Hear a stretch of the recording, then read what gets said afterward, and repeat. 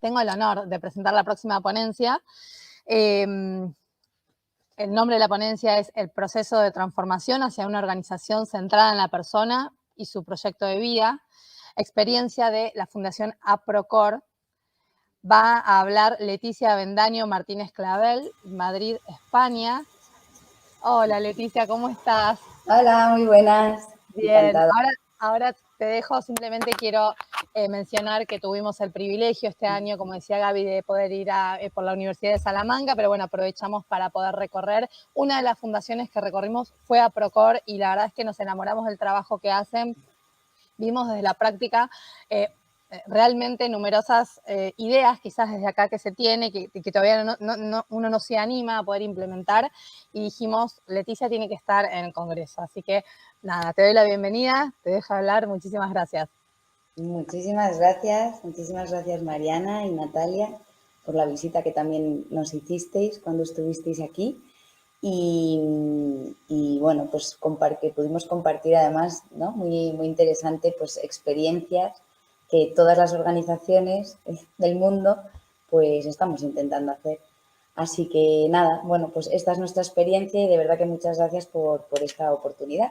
Voy a compartir una presentación. A ver. Un poco que me sirva de guía. ¿Se ve?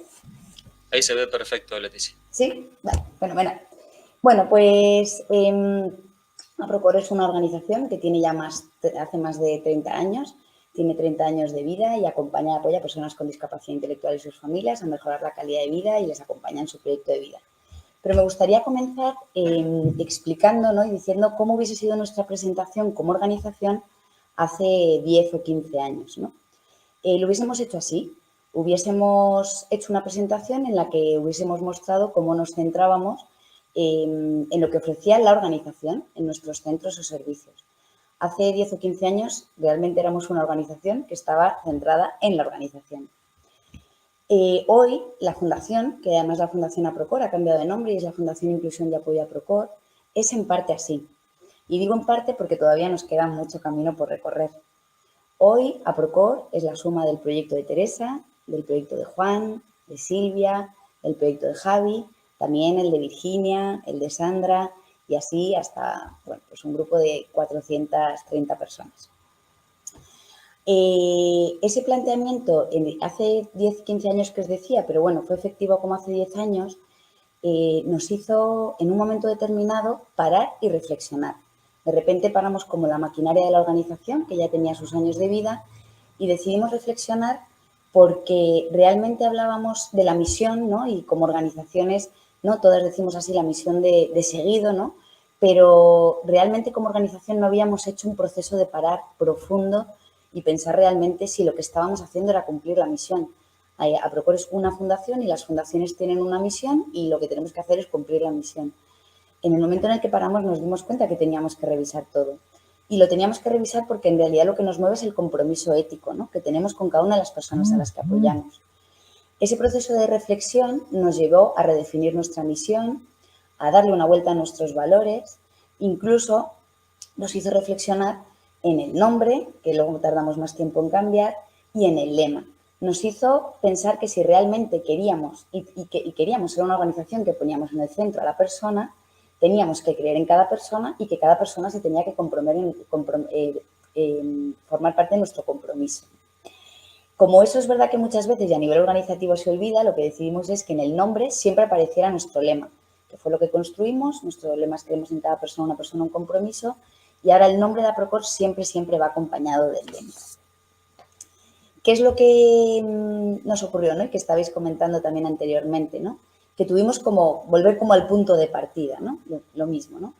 La reflexión profunda de somos una organización que está centrada en lo que ofrecemos, en los centros y servicios, o somos una organización centrada en María, en su proyecto de vida, en su plan de vida, en lo que quiere María, que además es diferente de lo que quiere Juan, Pedro o Sandra.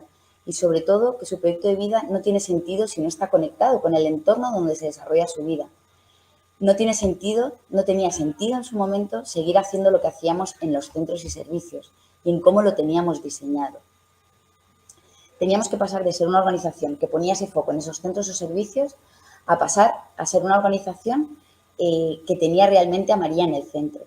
Esto que también en su momento y que además hubo muchas jornadas y muchas organizaciones lo reflexionamos, en Aprocor lo vivimos como una especie de catarsis, porque en el momento en el que lo hicimos profundo nos dimos cuenta que lo que teníamos que cambiar era mucho y que iba a durar mucho tiempo. Pero en su momento decidimos que teníamos que hacerlo, por lo que os decía, por ese compromiso que nos movía con cada una de las personas, porque teníamos las condiciones, el patronato nos dijo, por supuesto, y adelante, así es como debe ser y para eso estamos aquí, no para otra cosa. Así que nos pusimos a la obra y hemos estado durante unos años, por eso siempre hablo de proceso, pero llevamos ya más de 10 años de ese cambio profundo, ¿no? ¿Qué es lo que nos ocurrió? Que cuando pusimos a la persona en el centro, empezó a haber una disonancia. La disonancia estaba entre lo que hacíamos o lo que queríamos hacer y la forma en que se organizaba la institución, la entidad, Aprocor. ¿Por qué? Porque las personas están en los centros o servicios.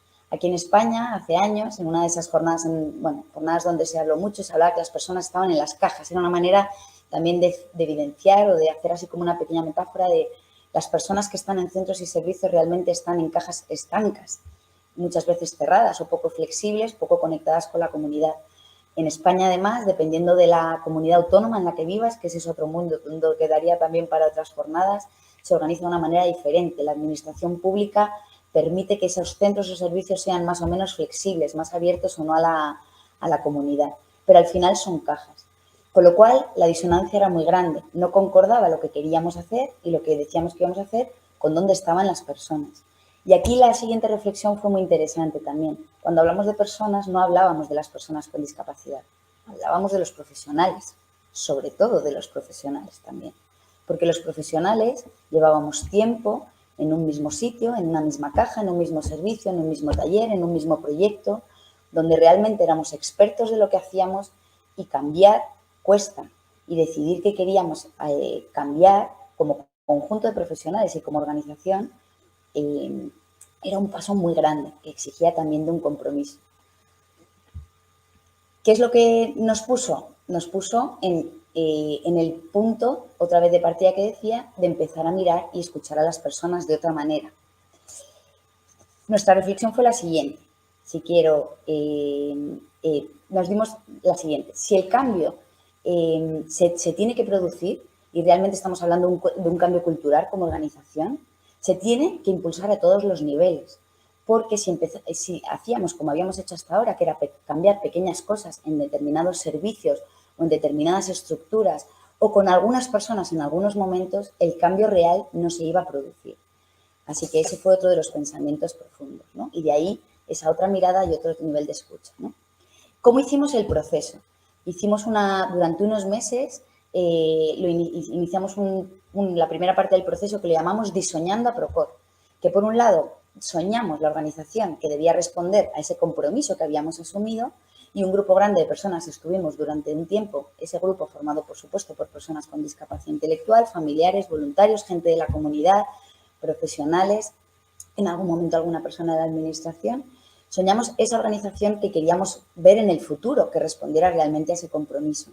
Pero por otro lado, comenzamos a diseñar cómo debía ser ese sistema, para que realmente fuera coherente, para que fuera eficaz y sobre todo para que fuera posible para ir hacia una organización centrada en la persona, ¿no? El siguiente paso que hicimos fue elaborar el modelo con unos principios que son el paraguas y fueron el paraguas y ha sido el paraguas que nos ha guiado durante todo este tiempo para construir el sistema, ¿no? En ese modelo, los 6 principios, el primero era la personalización, que como veis ahí está en el centro, ¿no? Organizarse en ello en coherencia con ello, comprometerse más allá de nosotros, con el entorno, motivar y que haya un liderazgo realmente diverso e inspirador, estar en constante aprendizaje personal y organizacional y siempre tener el foco de la mejora y sobre todo de la innovación, ¿no? Entendimos que la organización, que Aprocor, era un sistema complejo, un sistema donde había muchos elementos. Están los apoyos, están los contextos, están los principios, están las personas, están las herramientas y que realmente el cambio necesitaba mover todos los elementos del sistema, pero lo más importante, mover y ver cómo se relacionan los elementos del sistema. Nos ayudó mucho a comprender que la organización es un sistema de verdad y analizamos muy bien cómo debíamos mover todas esas sinergias y toda esa relación que había entre ellos, ¿no? En ese momento se empiezan a producir cambios, que fue eso, hace 10 años. En vez de tener ya solo servicios y programas, empiezan a existir algunos pequeños proyectos y algunos programas, porque realmente en todo ese proceso de escucha se empiezan a mover cosas. Se hace posible que se puedan mover cosas, empiezan a haber barreras para hacer las cosas de otra manera, para apoyar a las personas en otros contextos y para buscar oportunidades fuera. Y se empieza y se empieza y se empieza hasta que ahora mismo, en este momento, APROCOR, aparte de los 9 servicios y más de 30 programas, tiene casi 200 proyectos, porque tiene proyectos que tienen que ver con los intereses y las metas de las personas. Cada persona participa en el proyecto que le interesa y que da respuesta a sus metas personales. Y para ello lo que hace es definir en dónde quiere estar, dónde quiere participar, con quién lo quiere hacer y además eso lo hace con su grupo de apoyo. Todas las personas de la organización tienen su horario personalizado. La organización, que este fue otro cambio también muy importante, entendió que los apoyos no se podían dar solo en los diferentes edificios que tenía la organización, como podéis ver ahí, sino que teníamos y necesitábamos esos infinitos espacios que son los contextos y los lugares donde se desarrollaba la vida de la persona y empezaron a ocurrir y a pasar cosas y se empezaron a prestar apoyos en los lugares donde vivían, estaban las personas, que no tenían que ver solo con los edificios y el entorno cercano a las organizaciones. Ese fue otro punto de inflexión y otro cambio abierto. También nuestros edificios, que eran lugares donde hasta entonces habían acudido personas con discapacidad intelectual, se abrieron a otros intereses de otras personas de la comunidad. Y ahora en todos nuestros edificios, bajo la estrategia que llamamos abierto al público, en todos nuestros edificios hay personas del entorno comunitario, en algunos más empresariales, o personas del barrio que disfrutan del espacio como lo disfrutamos todos. Hemos pasado a ser espacios o lugares, uno más del barrio, como el resto de los lugares, como puede ser un centro cultural. Es importante esto señalarlo porque el paraguas sigue siendo de esos edificios, sobre todo para la administración, centros ocupacionales o centro residencial o centro de día. Pero realmente no, son espacios abiertos al entorno donde personas de diferentes lugares se juntan aquí. Y hago así porque justo estoy en uno de ellos. Para que el cambio también se pudiera producir, teníamos que, entendido ya el sistema y un poco lo que os estaba compartiendo, ¿no? Y entendiendo todos los elementos, teníamos que hacer el cambio en 3 niveles. En el nivel micro, que tiene que ver con cada persona. En el nivel meso, que es lo que tiene que ver con la organización. Y en el nivel macro, que es lo que tiene que ver con el entorno y con el cambio social. A nivel micro, cuando empezamos a preguntar, a indagar y a escuchar de otra manera y a hablar con las personas y a mirar de otra manera, cambió su rol totalmente. Ese fue otro de los hitos que llamamos dentro de la organización. Por tanto, empiezan a cambiar también los roles profesionales. Ya no éramos expertos en cosas, ahora teníamos que ser expertos en escucha y en acompañar. Ya no podíamos ser expertos en un taller o en un proyecto. Comenzaron a surgir liderazgos muy diversos y muy inspiradores para otros. Se empezó a desgranar toda esa estructura, también a nivel organizativo y sobre todo profesional, donde personas diferentes, con todos esos roles, aportaban y contribuían de una manera. Por eso os decía, porque ese fue otro de los momentos también caóticos, ¿no?, de la organización, que intentamos organizar dentro de también dejar pasar un poco ese caos. Había que organizar cómo las personas teníamos diferentes roles y unos con otros teníamos que construirlo juntos, ¿no? Ese fue también otro de los momentos muy interesantes, ¿no? Parte de ese proceso lo lideraron también equipos de representantes o autogestores, no sé cómo lo llamáis allí, que tenían, ¿no?, también una tarea y un rol en la organización. Y fueron fuertes, sobre todo, en diseñar el estilo de apoyo de la organización. Lo llamamos el estilo de apoyo ético, el cómo nos relacionamos y cómo las personas definieron cómo querían que les apoyaran las personas de apoyo, ¿no? Cómo querían que les apoyaran los profesionales, las personas del barrio o sus familiares. Ahora, cuando nos preguntan qué es APROCOR y quiénes somos, pues decimos que APROCOR, siempre hablamos de comunidad APROCOR, que está formada por 1.500 personas porque todas forman parte de APROCOR, ¿no? Y en ella están pues tanto los profesionales, las personas con discapacidad, los voluntarios, las personas, los colaboradores, las empresas, los familiares y las personas del entorno comunitario. Cuando nos preguntan qué hacemos, nosotros decimos que apoyamos los planes personales, apoyamos el proyecto de vida de cada persona y acompañamos todo ese proceso. Actualmente tenemos 351 planes personales que decimos de todas esas personas. Lo importante es que esos planes son diseñados por las personas y la persona elige quién quiere que le acompañe y quién quiere que forme parte de su grupo de apoyo. Y al final el grupo de apoyo a lo que se compromete es acompañar y apoyar a la persona en la consecución de sus metas. Allí fue el cambio también de rol profesional muy grande. Todo esto que hacemos da sentido a lo que hacemos. O sea, todas estas preguntas y toda esta manera de trabajar da sentido. Y siempre decimos, las personas se tienen que preguntar qué es lo que hago, con quién lo hago y dónde lo hago. Y la respuesta a esas preguntas tiene que construir a la propia persona con su grupo de apoyo, ¿no? Acompañar el proyecto de vida de cada persona también requiere que la organización sea flexible, ¿no? Y por eso os decía que en todos estos años hemos tenido momentos de caos, hemos tenido momentos de tranquilidad, hemos tenido momentos de reorganización, hemos tenido momentos de cambio de roles. ¿Por qué?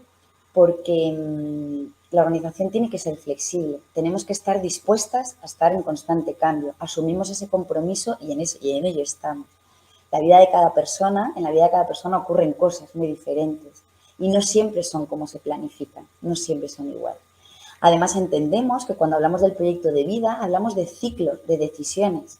Las personas están en constante momento de decidir, pero no siempre es profundo.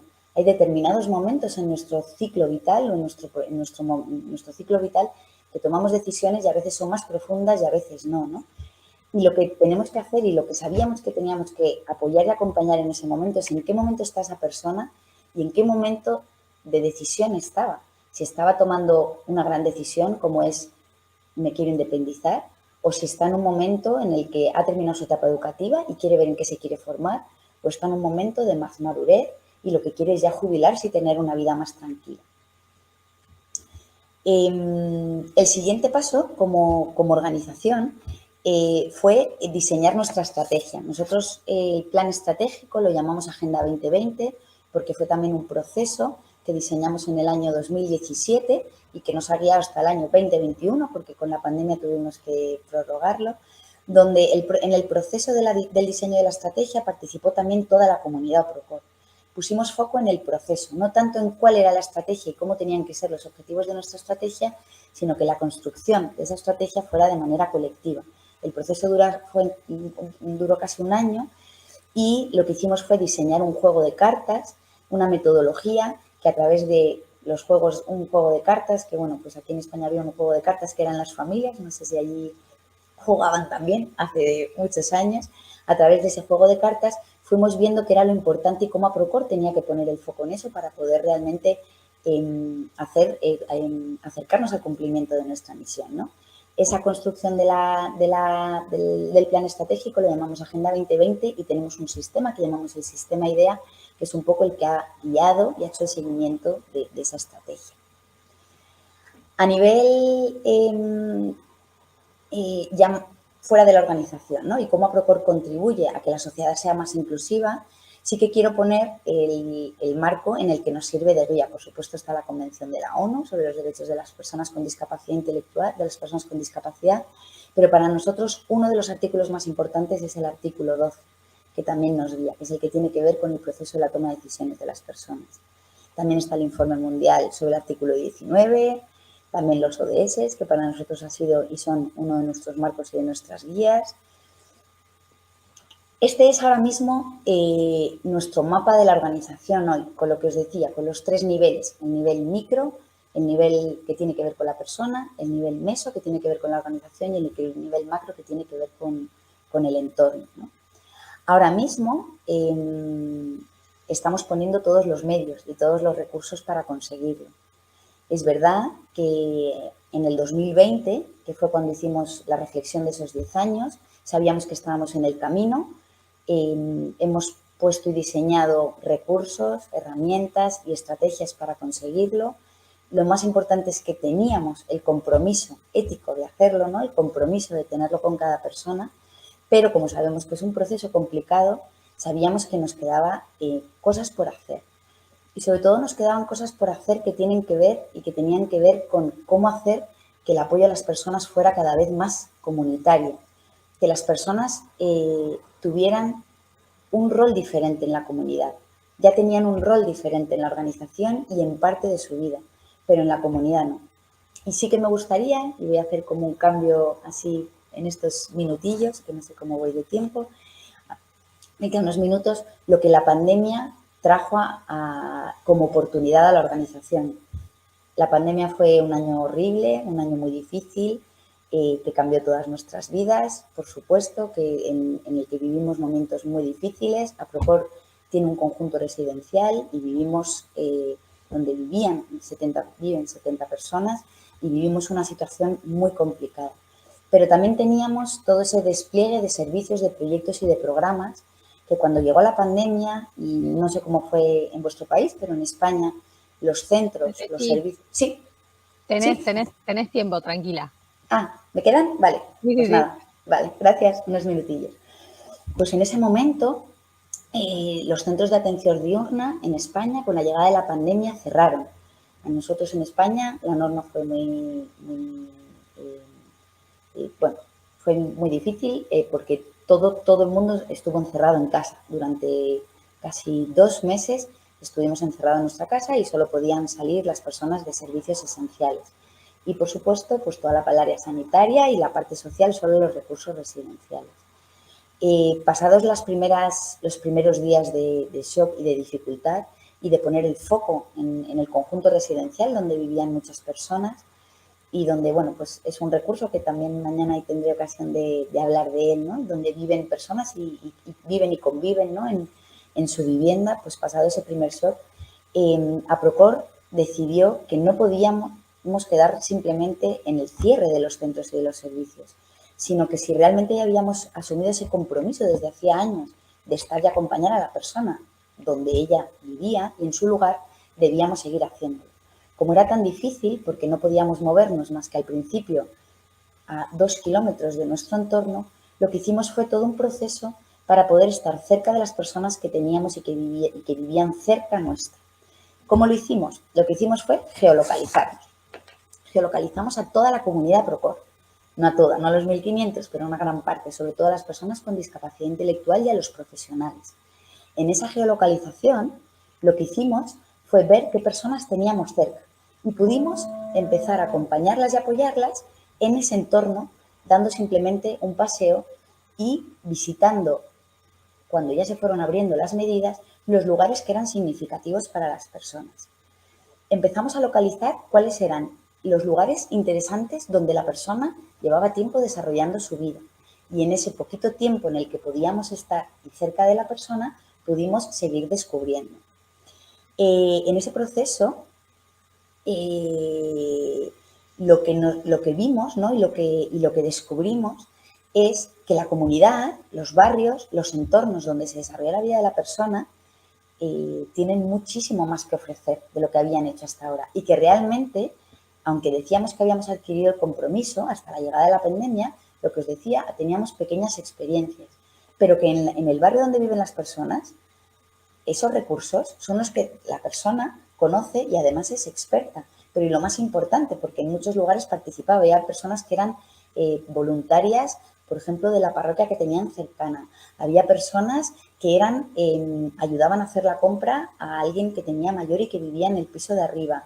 Había personas que iban al centro cultural y que cuando no estaban en una red donde estaban diseñando, pensando qué podían hacer juntos. Lo que vimos es que las personas tenían un rol de contribución en la comunidad y que nosotros como organización y que nosotros como cada uno de nosotros como personas lo que teníamos que era estar al lado de esas personas y de acompañarles en ese descubrimiento y en ese fortalecimiento de los roles.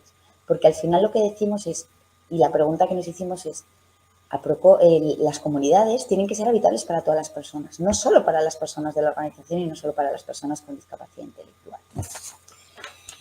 En ese primer año de la pandemia, lo que se hizo fue una batida gigante por todos los barrios de las personas, determinando y buscando todos esos lugares. Y ahí, lo digo que hemos hecho otra estrategia, con otro sistema de recoger todos esos recursos que ofrecen todos esos barrios y en qué rol y cómo participan y contribuyen las personas con discapacidad a las que apoyamos, ¿no?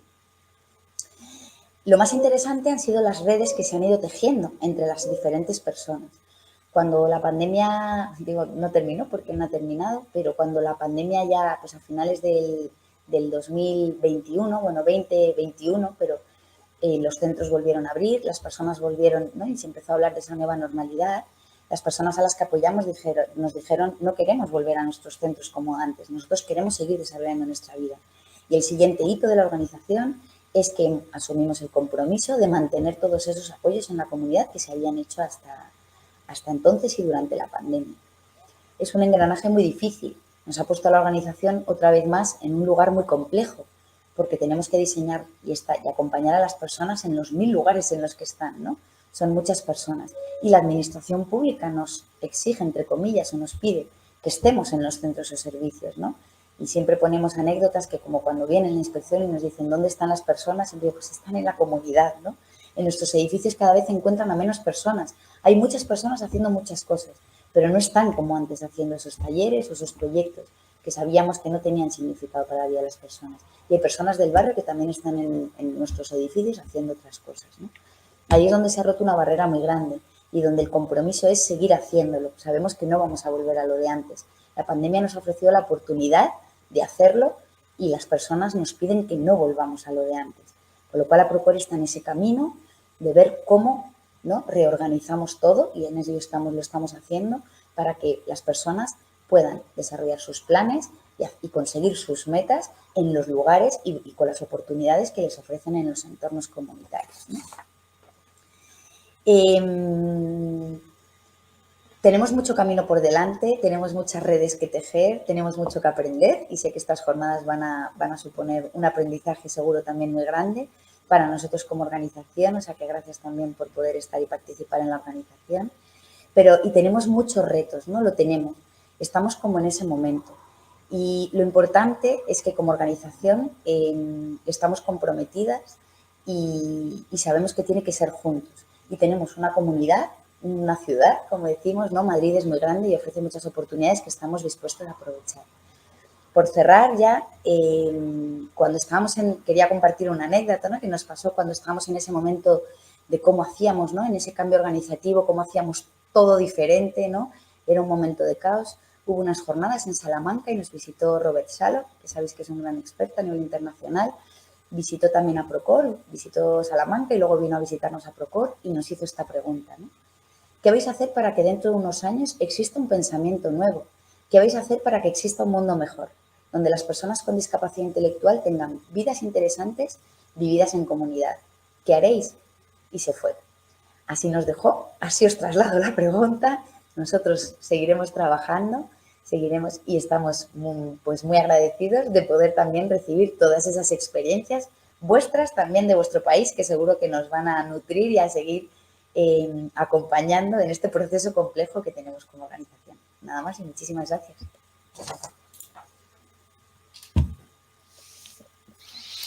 Bueno, muchísimas gracias. Qué bueno, Leticia, de poder escucharte. Comentábamos al principio que bueno, yo tuve la suerte de empezar este camino de ir a ponerme en relación con España hace muchos años ya. Y todo lo que pudimos ir aprendiendo gracias a la generosidad de Plena Inclusión como federación y de cada una de las organizaciones. Y la verdad es que siempre es muy inspirador. Tener la posibilidad de ir es difícil porque, bueno, desde acá, desde Argentina, hay que atravesar todo el océano, eso es muy caro, cada vez más caro. Por suerte, una de las ganancias de la pandemia es que muchas más personas se animaron a la virtualidad y podemos acercarnos así a esto. Y pensaba, si Leticia, te puedo hacer una pregunta, no sé, Marian, si te parece. Sí, obvio. No, sí, la idea es, perdón, Leti, te vamos a Genial. retener. Claro. Un cachito, porque pensaba que una de las cosas que nos pasa mucho en las organizaciones es que la sensación de, pero eso es España, tienen mucho más dinero, es mucho más fácil, porque es el primer mundo, no me hace con, ¿no? Bueno, como si pudieras puntualizarnos en alguna de las dificultades con las que ustedes se encontraron en estas transformaciones y qué les sirvió para ir como rompiendo esas resistencias al cambio que sé que han tenido? Sí. Bueno, pues, o sea, dificultades muchas, lo que os decía, ha sido un proceso de muchos años. A nivel normativo o administrativo, lo que os decía, nos marca mucho como los financiadores, en este caso, sobre todo los servicios públicos, ¿no? Y es verdad que dependiendo de la comunidad autónoma, hay mayor o menor flexibilidad en la normativa y en la financiación. En nuestro caso, Madrid, espero que no haya nadie de la Administración Pública de Madrid, pero en nuestro caso y en Madrid la dificultad es grande porque la normativa es poco flexible y la financiación en eso es poco flexible. Pero también otras comunidades autónomas y sobre todo desde Plena Inclusión se están liderando cambios muy profundos que tienen que ver además con y que hacen que cambie esa financiación y que tienen que ver con esos otros modelos de apoyo. La asistencia personal, por ejemplo, ha sido uno de los grandes cambios, ¿no? en apoyar, ¿no? Que en España se inició con la discapacidad, con las personas con discapacidad física y que ha cogido el guante las personas con discapacidad intelectual y están consiguiendo que haya una normativa, una legislación a nivel nacional para que realmente las personas puedan tener un apoyo individualizado y personalizado y tener un presupuesto personalizado adaptado de qué apoyos necesito. APROCOR en eso también está y llevamos pues 6 años o 7 desarrollando todo lo que tiene que ver ese apoyo personalizado y la asistencia personal. Y eso está impulsando a que esos cambios también se den en los otros servicios o en los otros centros, ¿no? Yo creo que eso lo está acompañando mucho. Pero realmente yo creo que no es lo que facilita, sino lo que tienen que ser dos cosas. Por un lado, las personas con discapacidad, ¿no? Las personas a las que apoyamos nos lo dicen clarísimo. A nosotros en su momento nos dijeron lo que querían. Y lo más importante, aunque les cueste más o menos tiempo, lo que nos decían es que querían tener el control de su vida, que lo que querían eran tomar decisiones en su vida. Y realmente en ese parar profundo, ¿no? En ese parar y escucha profunda, tenemos que ser conscientes que lo que hacemos no tiene en cuenta muchas veces a las personas y no estamos permitiendo que tomen decisiones. Y entonces, otra de las cosas que yo creo que es importante es la coherencia. O sea, no podemos decir una cosa y hacer otra. No podemos decir en nuestra misión que hacemos nuestra visión, nuestros valores, ¿no? Por eso fue lo primero que cambiamos, pero hemos tenido que cambiar muchas cosas y por eso digo y siempre digo que estamos en ese proceso. Pero la coherencia es muy importante porque si no, no se va a dar el cambio. Y lo que decía, ¿no? Ese cambio cultural tiene que ser de todos los niveles.